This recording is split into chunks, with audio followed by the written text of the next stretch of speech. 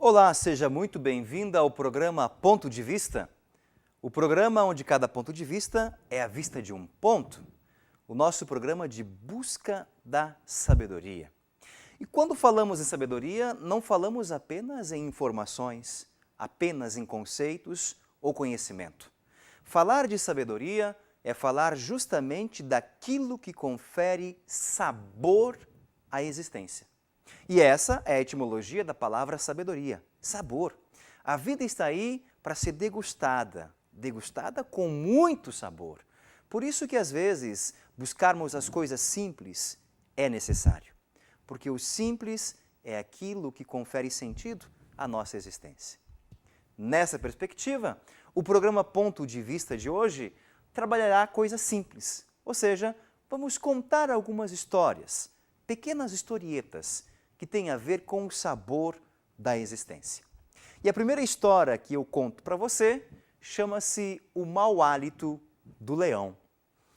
Conta que certa vez o rei das selvas queria saber como estava o seu hálito, ou como nós dizemos por aí, o seu bafo. Foi até uma pequena ovelha, baforou diante dela e perguntou: "O meu hálito está bom?" E a ovelha disse: "Claro que não." Imediatamente, naquele momento, o leão devorou a ovelha. Continuou o caminho e postou-se diante de um pequeno galo. Baforou diante dele e perguntou: "O meu hálito está bom?" E ele disse: "Claro que está ótimo." E o leão devorou o galo porque estava mentindo. Quando chegou a raposa, talvez um dos mais espertos animais nas historietas e parábolas, perguntou para a raposa: "O meu hálito está bom ou ruim?" E a raposa, sabendo do acontecido com os seus amigos, disse bem assim: "Olha, sabe que eu não sei? Eu acordei com um baita de um resfriado e não consigo sentir cheiro de nada." Ora, às vezes na vida é melhor nós agirmos com esperteza, a esperteza da raposa. Não é mentir, mas também é a gente recuar um pouco para que possamos olhar a vida com maior abrangência. Às vezes, temos necessidade de termos a esperteza da raposa. A outra história que eu quero contar chama-se Sala de Espelhos. Diz que uma vez um cachorro, perdido numa floresta, saiu correndo, entrou numa vila onde havia um circo. E no circo entrou na Sala dos Espelhos. Aquelas salas onde tem vários formatos de espelhos, labirintos de espelhos, que a gente parece que se perde. Quando o cachorro entrou correndo ali dentro, ele percebeu que estava cercado por outros vários cachorros. Assustou-se e fez o quê? Começou a rosnar para aqueles cachorros. Imediatamente, vários outros cachorros rosnaram para ele também. Ele ficou bravo, recuou para dar o ataque. Imediatamente, os outros vários cachorros também recuaram para atacá-lo. O cachorro então decidiu atacar os cachorros. Pulou diante dos cachorros. Teve vários outros cachorros, os seus reflexos, que pularam diante dele. E ele quebrou os espelhos, machucando-se. Houve muito sangue e muito choro. Moral da história: muitas e muitas vezes, as pessoas reagem diante de nós de acordo com as nossas ações. Se aquele cachorro tivesse, ao invés de rangido os dentes, latido, tivesse abanado os rabos, que festa teria? Vários outros cachorros também abanando os rabos. Às vezes, as pessoas diante de nós vão reagir de acordo com a nossa reação. É aquilo que o sábio Isaac Newton dizia: toda ação gera uma reação na mesma medida e proporção. É preciso, então, pensar que a nossa vida é um processo de ação e de reação. Outra historieta para ilustrar a nossa vida, para pensarmos nossos pontos de vista, chama-se O Rapaz Desgostoso. Um rapaz aparentemente tinha tudo para ser feliz. Ele acordava todos os dias, sua mãe já tinha posto a mesa de café, ele comia bem, saía, ia visitar sua namorada, dava-lhe um beijo e depois ia para a sua belíssima roça. Só que de repente esse rapaz, que tinha tudo para ser feliz, começou a ficar triste, muito triste e desgostoso. O seu amigo percebendo o seu desgosto pela vida, perguntou-lhe: por que você está triste? E o rapaz respondeu bem assim: eu não estou muito feliz com a minha vida. A minha namorada não me parece mais tão bonita e tão animada. A minha roça não parece mais viçosa. Eu não sei o que tem acontecido.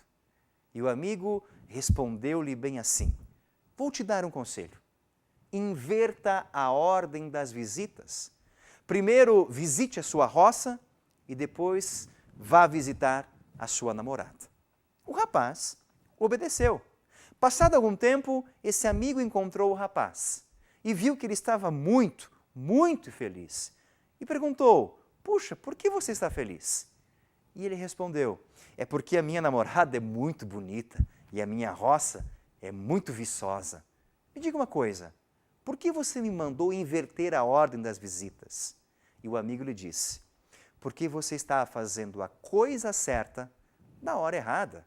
Você tinha sim que visitar a sua namorada e sua roça, mas devia primeiro visitar a roça e depois a namorada. Por quê? Porque quando você visitava a namorada primeiro, ela estava acabando de acordar. Ainda não estava animada, não tinha se arrumado, e por isso para você parecia não tão mais bonita. Quando você chegava na roça, o sol já havia castigado as folhas. Invertendo as posições e situações, você começou a perceber que você indo cedo ver a roça, estava bonita, viçosa. Andar para casa de sua namorada, ela estava mais bela, porque tinha tempo de se arrumar.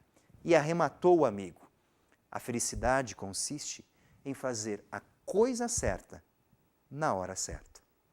Diante disso, podemos nos perguntar: a gente tem feito a coisa certa? Mas não basta apenas fazer a coisa certa. Estamos fazendo as coisas certas nas horas certas, porque as horas certas também são importantes para que nós possamos pensar nas situações. É justamente isso que as parábolas, as histórias, historietas remetem para a gente.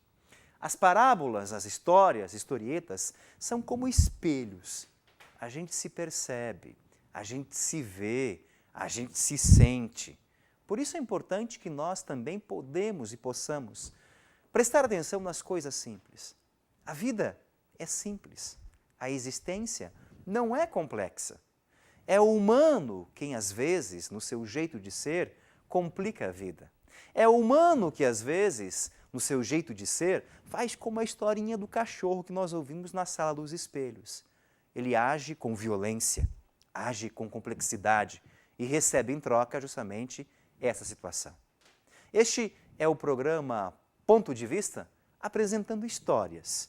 Histórias que a vida conta, histórias de espelhos, onde a gente se percebe e onde a gente se reconhece. Voltamos com o programa Ponto de Vista, conversando hoje sobre algumas histórias, algumas parábolas, algumas historietas que nos fazem pensar e rever alguns pontos de vista da nossa existência. Essa próxima história chama-se Sementes do Casamento. Dizem que há muito tempo atrás, num país do Oriente, com o falecimento do rei, o príncipe tinha que assumir o trono. Mas o príncipe ainda era solteiro, precisava de uma esposa. Ele então lançou uma espécie de concurso no reino, dizendo que todas as jovens solteiras poderiam se inscrever para ser a futura rainha, para casar-se com o príncipe.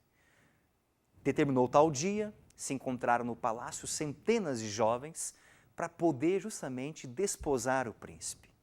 E naquele dia estava presente entre essas jovens uma pobre jovem, muito simples, muito humilde e muito pobre, que sabia que não teria nenhuma chance contra as bonitas jovens ricas e da corte, mas insistiu em estar ali presente. E nesse dia o príncipe lançou um desafio. Disse que ia entregar na saída do palácio para cada jovem uma pequena semente. E que cada jovem daquela deveria plantar essa semente num vaso e trazer a flor daqui a 6 meses. Aquela que trouxesse a flor mais bonita seria justamente a esposa do príncipe e, claro, a rainha do reino. Todas as jovens, na saída do palácio, receberam uma pequena semente. foram eufóricas para casa para poder então plantar a semente e cultivar aquela flor.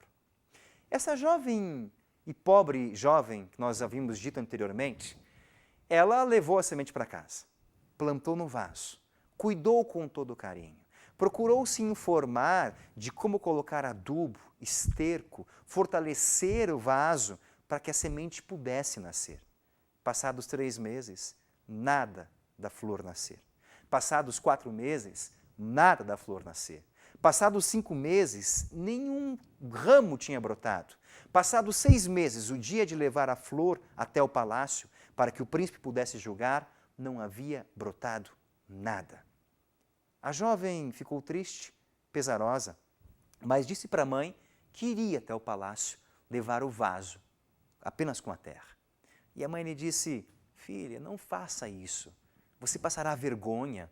Com certeza as jovens de lá estarão com flores belíssimas, por que você fará isso? E a jovem respondeu: mãe, se eu pelo menos puder estar lá e ver o príncipe, terei ganho o dia. E foi, com o seu vaso apenas com terra. Chegando no salão, percebeu todas as jovens muito bem arrumadas, muito bem vestidas, muito bonitas, cada uma com uma flor mais linda do que a outra. E ela ali com profunda vergonha. De repente, tocam as trombetas e o príncipe se aproxima e analisa vaso por vaso, tentando ver qual era o mais bonito.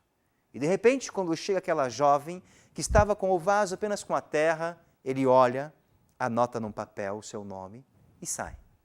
Vai até o trono e as trombetas tocam de novo e o príncipe vai anunciar quem será a sua esposa. Naquele momento, para surpresa de todos, o príncipe anuncia que a sua esposa era aquela pobre jovem que estava com o vaso sem nenhuma flor. Todas ficaram boquiabertas e perguntaram: por que você escolhe uma jovem que não trouxe flor nenhuma? Ela não fez o que você pediu. E o príncipe responde: é porque no dia da entrega das sementes, todas as sementes eram estéreis. A única que foi verdadeira e foi fiel foi essa jovem que realmente não mudou a semente para me agradar. Ora, humildade, verdade são fundamentais nas nossas relações pessoais e relações humanas. Nós devemos plantar a semente da verdade, que como essa jovem trabalhou com a verdade e por isso mereceu o posto de rainha. Pensemos nisso. Nas nossas relações, nós somos humildes? Somos verdadeiros? Será que nós recebemos a semente da verdade e deixamos essa semente ser ela mesma? Próxima história. Chama-se o naufrágio. Houve um naufrágio e nesse naufrágio, como toda boa história, apenas uma pessoa se salvou. Ele chegou numa ilha deserta, perdido, e de repente começou a conviver, começou a se organizar na ilha. Teve que dar conta dos alimentos, construiu lá uma cabana, buscou alimentos, confeccionou algumas roupas com mato, com plantas, com roupas velhas que ele tinha, começou a se organizar. E em tudo que ele fazia, esse náufrago agradecia a Deus. Agradecia a Deus pelo fato dele ter alimento, agradecia a Deus pelo fato dele conseguir cobrir seu corpo, agradecia a Deus pelo fato de estar vivo. Era um profundo agradecido a todas as coisas. Mas uma noite, ao adormecer, a sua cabana pegou fogo. Ele, desesperado, tentou apagar o fogo da sua cabana e não conseguia. Naquele momento, ele se ajoelha e começa a maldizer a Deus, dizendo: porque o Senhor tirou tudo que eu tinha? A única coisa que eu tinha era minha cabana, e por que o Senhor permitiu que minha cabana pegasse fogo? E chora desconsolado, dormindo à beira da praia. Quando acorda, o náufrago percebe que um grande navio está se aproximando da ilha para salvá-lo. Ele fica eufórico e corre ao encontro daqueles que o salvariam. E pergunta para eles: puxa, como é que vocês me descobriram aqui? E os homens do barco respondem: é que ontem à noite nós vimos o seu sinal de fogo. Ora, muitas e muitas vezes, os sofrimentos de nossa vida as dificuldades de nossa existência, os fogos do nosso existir, que são os limites, as finitudes, não podemos vê-los apenas como limites. Talvez sejam sinais, talvez sejam indicativos de uma outra realidade, de uma outra situação que nós podemos encontrar. Como esse náufrago, muitas vezes nos sentimos à deriva. Muitas vezes sentimos que perdemos tudo. Mas como esse náufrago, tenhamos certeza, alguém está nos observando. Alguém está nos auxiliando. Alguém vê o nosso limite. E com certeza, alguém pode nos ajudar. Essas são mensagens que as histórias podem contar para a gente. Mais do que histórias, talvez sejam fatos reais, não acontecidos, mas fatos que acontecem no dia a dia da nossa vida. Pensemos um pouco, essas histórias não são apenas historinhas, como nós dizemos por aí, para boi dormir.